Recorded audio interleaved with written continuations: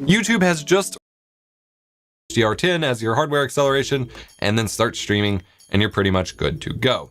Now, if you want to use external video encoders to do your HDR streaming for like a broadcast event or something like that, you will need a HLS out. Hook your game, enable HDR10 as your hardware acceleration, and then start streaming, and you're pretty much good to go. Now, if you want to use external video in HDR, my Blu-ray ripping videos, they're like, do I need a Blu-ray drive for this? Yes. Do you need an HDR display for this? Yes, because otherwise your game's not running in HDR. There's no HDR to capture. So you need an HDR monitor. You need your game running in HDR. That or all HDR.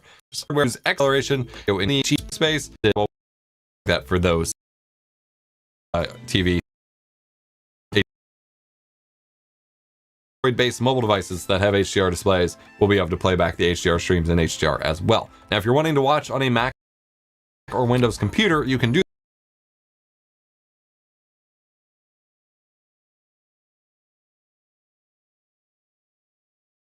the oldest and most corrupted location on the planet.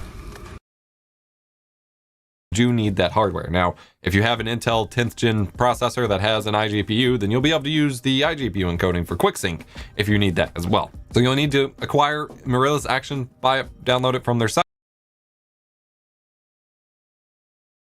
Talk about NVENC and stuff because AMD's encoder is still kind of playing some catch up, but you do have some options here, but you do need that hardware. Now, if you have an Intel 10th gen processor that has an iGPU, then you'll be able to use the iGPU encoding for QuickSync if you need that as well. So you'll need to acquire Marilla's Action, buy it, download it from their site, install it, and then from there you need to sign into your YouTube account to enable YouTube live streaming. Then go to the Action Video Recording tab. Under Hardware Acceleration, you need to select HDR10, and this will enable HDR encoding. Then in the live streaming tab, you select YouTube as your streaming service, of course, and it will automatically create a broadcast and you'll start streaming. Changing environment. Fear not. It's all part of the plan. The Super Gorilla invasion began. The oldest and most corrupted location on the planet. In recent years,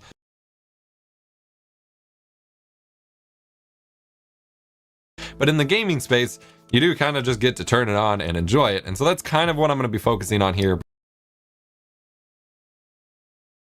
Professor, and back in 2016, YouTube added support for HDR video, which allowed you to upload in high dynamic range if you had video files that were in that format, and then it would play back in HDR for those watching on HDR compatible devices, or it would do what's called tone mapping, in that it converts HDR to SDR with the correct color translations, you know, without the same range, so that normal people could watch it on SDR displays, which has been kind of the thing for a while. HDR is still kind of a mess in the video space in terms of the standards and how you actually make videos and things like that.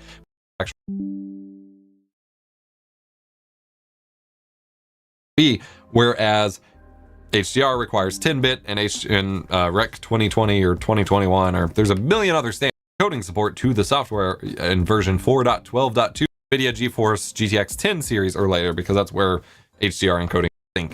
If you need the streaming tab, you select YouTube as, and you're pretty much good to go. Signals to YouTube, which is whatever, or a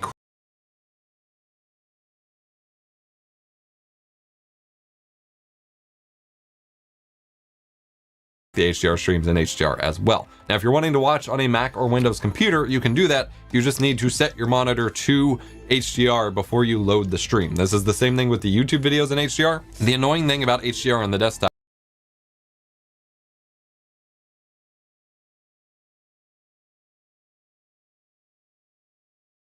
non-HDR people can still watch. They do real-time what's called tone mapping, in that it converts the HDR, as I mentioned before, to standard dynamic range and makes it look normal on your screen. And I have been told by the YouTube people I've been in contact with that you can actually use normal kind of looking face cams that are still in SDR and stuff on your HDR video, and it will mostly look normal. So I'll be doing some testing of this today. You'll see it on screen, what the results are.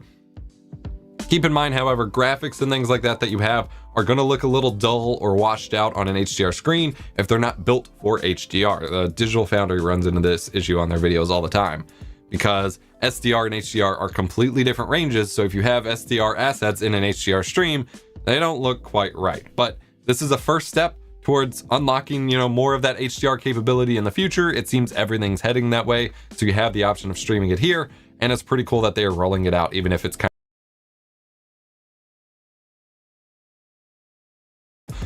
so excited to check that out. But let me know what you think in the comment section down below, and let me know if you're actually doing it.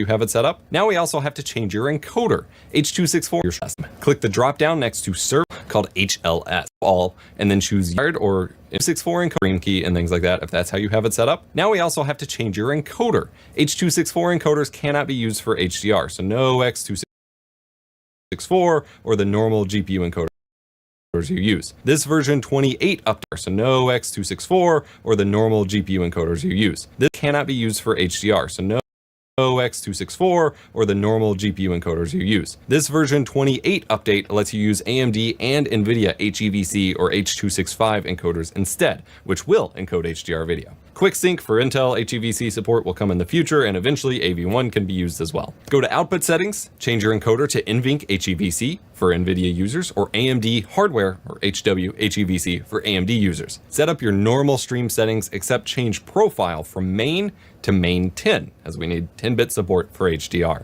Click apply and OK. Make your stream event on YouTube and start